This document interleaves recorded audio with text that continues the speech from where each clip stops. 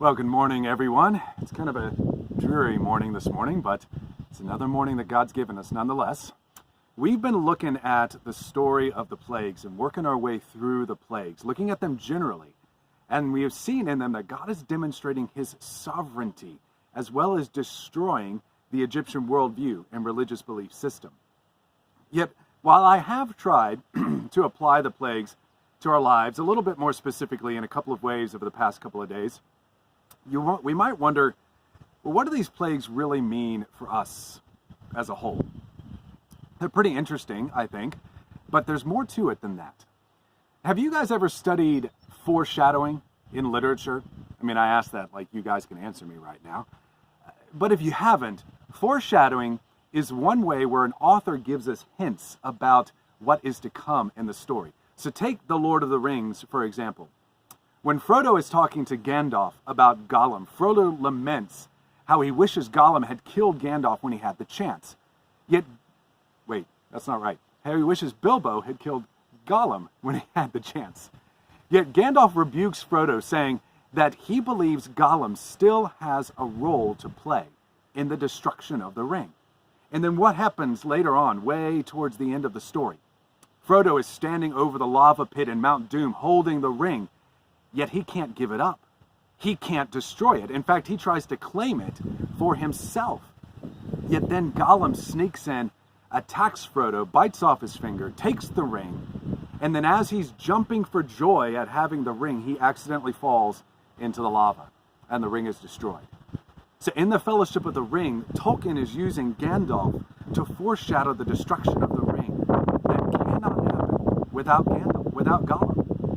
Well, these plagues, youth, are a kind of foreshadowing for us of the judgment that God will bring on the unbelieving, sinful world. You see, if you were to read Revelation right after you read Exodus, which is not really something we do very often, obviously, you'd probably notice that the 7 trumpets and the 7 bowls of wrath that picture the end-time wrath of God when Jesus returns, they bear a striking resemblance to the plagues themselves. There's water becoming blood, frogs, locusts, intense darkness, sores, the death of animals, and hailstorms. You see, God's using the imagery from the plagues in Revelation to depict what his final end judgment will be like to John. So because these plagues foreshadow God's judgment and wrath against sin. In fact, as weird as it may sound, they foreshadow not just the final judgment, but the judgment that God is bringing even now. You see, Romans 1:18 tells us that, quote, for the wrath of God is revealed from heaven against all unrighteousness and the unrighteousness of men. So you see, God's not using plagues now, but his judgment is coming on sin even now. In fact, Romans 1 goes on to tell us how God does this.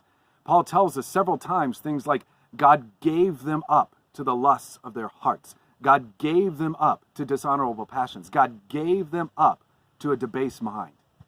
You see, God often judges sin today by just allowing the sin to take its natural course. And that natural course, its natural consequences, are the judgment of the sin itself. Honestly, I think we're seeing stuff like that in our culture today. I pray for you kids and my boys so often because our culture today is getting harder and harder to live in, especially for Christians. You see, because our culture has given up on a couple of basic things, like the basic idea that there is truth, and that means there's also falsehood. There's absolute truth and things that are wrong, that are not true. And has also given up on the basic idea of human innate sinfulness. We've come to a point of believing that people are basically good. And when we come to that point, it really shouldn't surprise us to see that people think like, in order to fight racism, the best way to do that is to get rid of one of the most basic elements of all societies, law enforcement.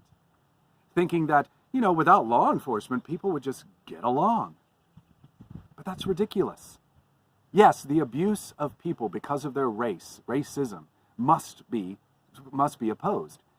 And yes, there are problems in government systems, but you see, the problems are not with the institutions in themselves, as if without institutions we'd have no problems.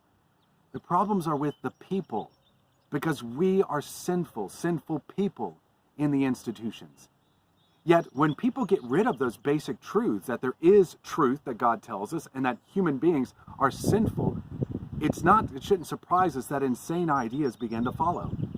Criminal violence is justified and used in the name of justice. And law enforcement itself is seen as the problem, as if without that we would all get along just fine. That cannot lead anywhere good. Only to a world where man's sinful heart is unleashed and not held in check by the enforcement of good laws. That's not a pretty picture. You see, the sin of abandoning God and making ourselves gods causes us to abandon reason for madness. God doesn't have to do anything to us special to judge that. We will take care of that ourselves as we work out our sin and just let it follow its natural course. Just like the Egyptian worldview was falling apart. So our culture's worldview is falling apart as it continues to go down this road of rejecting God and his truth. And what we do, and all what we do as a culture is going to be the judgment on us itself.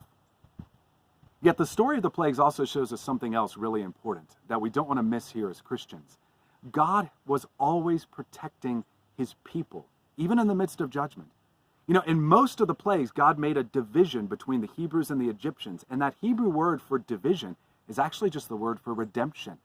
God was redeeming them from his wrath that he was pouring out on the Egyptians. Yes, the Hebrews actually did have to suffer some of the consequences of some of the plagues, but God made sure that that suffering did not destroy them like it destroyed Egyptian society. And we too will suffer along with our society today. Yet there is a major difference. God redeems that suffering. His church will never die. His people will never be destroyed as a whole. God uses it for our good. He makes sure that suffering cannot destroy us, but must work for our good. We see that in history. We see that in this story. And we can trust that for our lives even now. Yet then the question becomes, why does God redeem the Hebrews from the destruction of the plagues? Were they better than the Egyptians? Not at all. As we saw last week, they were just as sinful as the Egyptians, and they were getting God wrong just as much as the Egyptians. It's simply because God chose to place his love on them. And the same is true for us today, youth. We're not any better than any of the rest of the culture around us. God simply chose to open our eyes to the truth. That should make us not judge the world around us, but look on it with compassion and pray for it. So you guys think about that, and I'll see you again tomorrow.